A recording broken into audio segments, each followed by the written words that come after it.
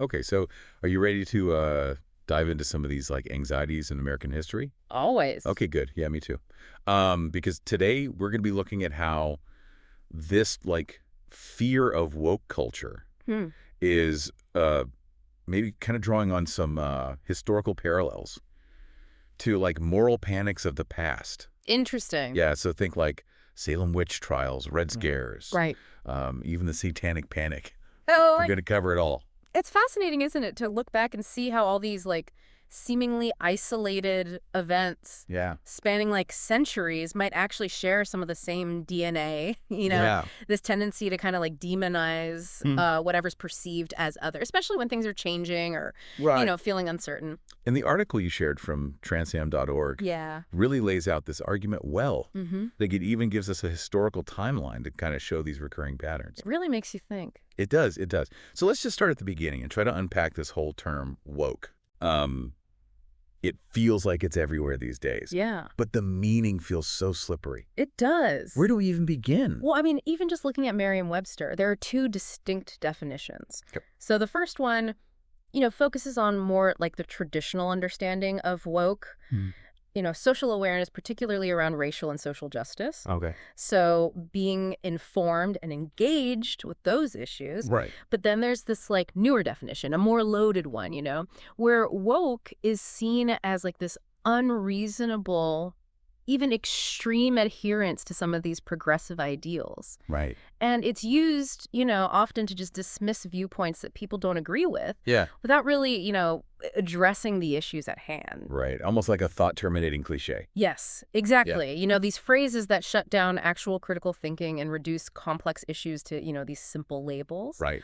And it's interesting to contrast that with like how Bing defines it, because they actually highlight the term's origin in Black activist circles, and really tie it back to that awareness of racial injustice. Okay, so we've got this tension then between woke, meaning genuine awareness, Right.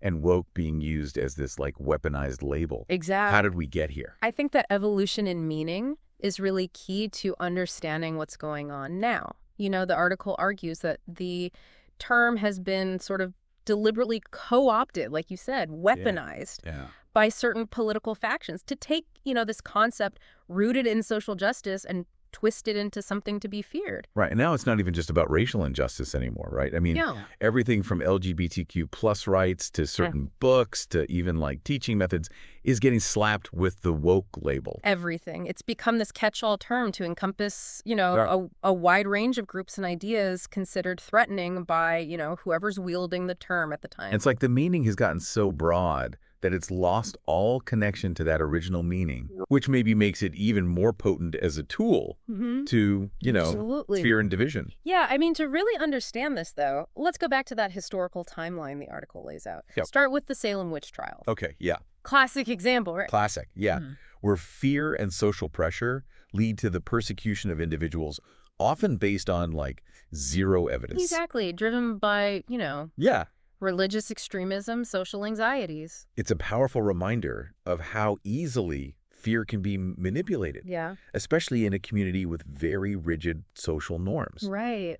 and like a lack of critical thinking. It's a cautionary tale about groupthink and, Yeah. not questioning authority. Then we move forward to the Red Scares. Right. We see these like unfounded accusations, political maneuvering, and this like legitimate concern about communism Yeah. morphing into this period of intense paranoia. And the article points out how, figures of authority like McCarthy, J. Edgar Hoover, they exploited this fear of communism to silence dissent and consolidate their own power. Which reminds us that this fear-mongering isn't tied to any one political ideology. Exactly. The article even mentions Ronald Reagan, Right. who we often associate with conservatism, playing a role in perpetuating the Red Scare. Exactly. It's a tool that can be used by anyone, any ideology to gain or maintain control. And these parallels become even clearer when we look at the Satanic Panic of the 80s. Oh, yeah. That was a wild time. Heavy metal music, Uh-huh. Dungeons and Dragons, even the Smurfs. Everything. It all became suspect. It did. It felt like, moral outrage gone off the rails.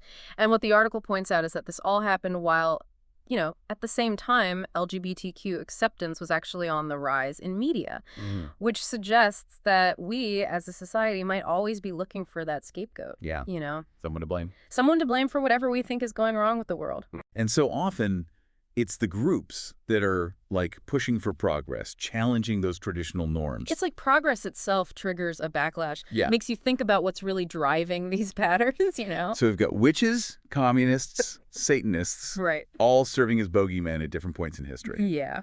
Now, this article is suggesting that woke culture is the latest iteration of this. And it argues that the rise of cancel culture in the late 2010s may have actually laid the groundwork for this. Okay, so cancel culture for a second. Yeah. I mean, initially it was about this valid concern around, like, online mob mentality and holding people accountable for their actions, Right. especially people in positions of power.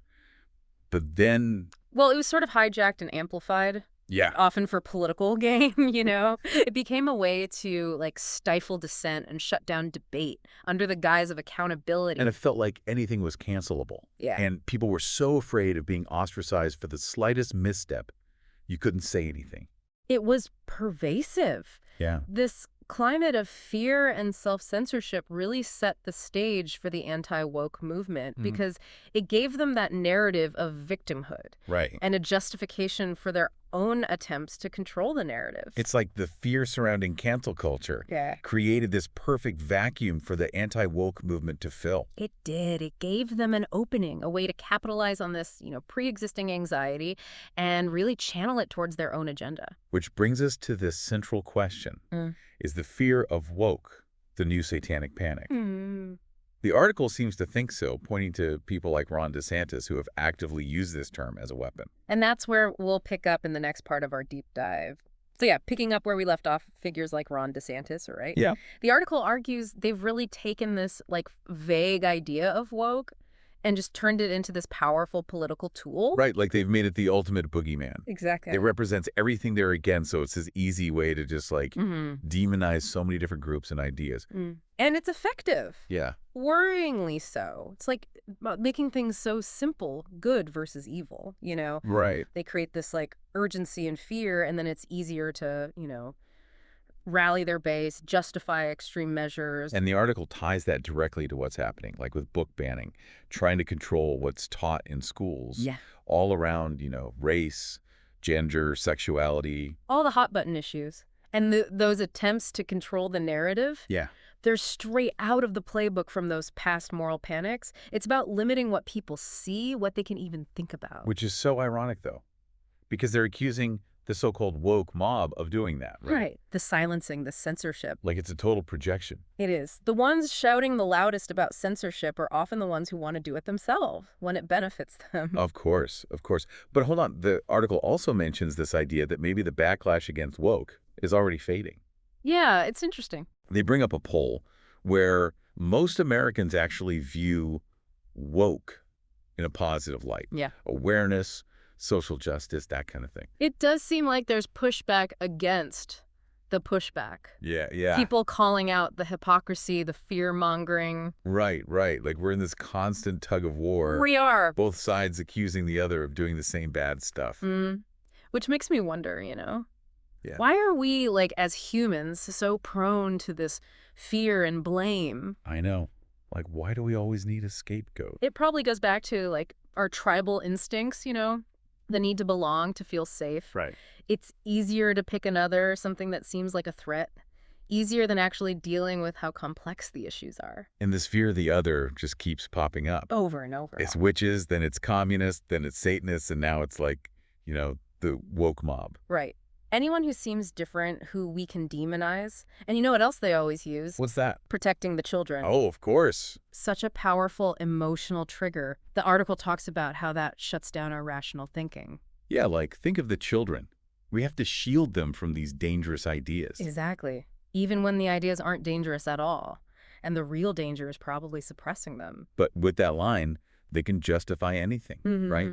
Censorship, taking away freedoms, even laws that hurt the people they're supposedly protecting. Exactly. People give up so much in the name of safety. It's scary how easy it is to manipulate that fear. It is, especially when it's the people in power doing it. And sometimes, the ones talking about protecting children are the ones enacting policies that actually put those kids at risk. Wait, what do you mean by that? Well, think about those policies supposedly aimed at, fighting this woke agenda. Right. Like targeting LGBTQ youth or restricting access to, comprehensive sex education. Yeah. They say it's protection, but really it denies those young people the information and support they actually need. It's like they're so busy fighting this imaginary threat that they miss the real stuff kids are dealing with. It's misplaced priorities, driven by ideology, not facts. Right.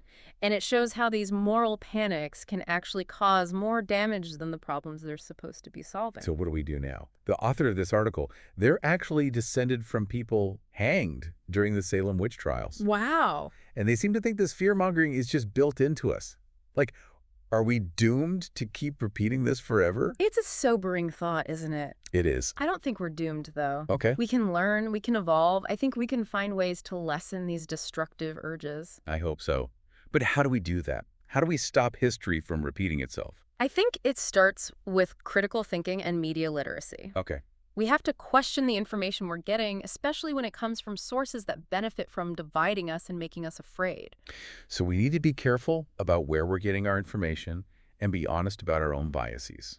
Exactly. And we have to be willing to talk to people who disagree with us, even when it's uncomfortable. Yeah. If we can't even communicate, we're just going to keep making the same mistakes. It's about building bridges, not walls. Yeah. Understanding, not demonizing. Exactly. We need empathy, critical thinking, even when we disagree. Right. Otherwise, that fear and misinformation just keeps growing. Oh, it's like we need our society to build up like some kind of immunity to these moral panics. Yeah. I love that. like a way to spot them early on so they Yeah. don't spread and cause damage. And I think education's a big part of that. Oh, for sure. Like teaching critical thinking from a young age, giving people those tools to analyze information, figure out biases, come to their own conclusions. And it can't just be in schools. Right? No, definitely no. We need to be doing this at home in our communities. Everywhere. Like really valuing, reason, evidence Yeah. over fear, and just reacting without thinking. Absolutely. A culture where we can have open discussions, disagree respectfully. We also got to think about the role of media, Oh, yeah. Yeah, The yeah. media loves a panic. Yeah. It's what keeps people clicking, watching. It's good for business, unfortunately. Fear sells. It does. So we got to be like really smart about how we consume media. Super smart. Recognize when we're being played. Look past the headlines, the quick sound bites. Right? Find different perspectives, not just the same sources all the time. Exactly. And speaking of sources, remember that article from transam.org? Yeah. Ends on a pretty chilling note, asks, what's the next panic going to be? Ooh, that's creepy. It is. Especially after all this. The author seems to think these cycles of fear are just like baked into being human. But maybe, just maybe, Yeah. if we get how these patterns work from history, we can actually escape them. Maybe we can learn to see the warning signs. Right, like a panic starting to brew. Resist that urge to give in to the fear, the division. I really hope so. Because if not, it's just going to be the same stuff over and over. Outrage, division. No one wants that. For ourselves or, for our kids and grandkids. So to everyone listening, Yeah, what do we want them to know? think about the information you're taking in.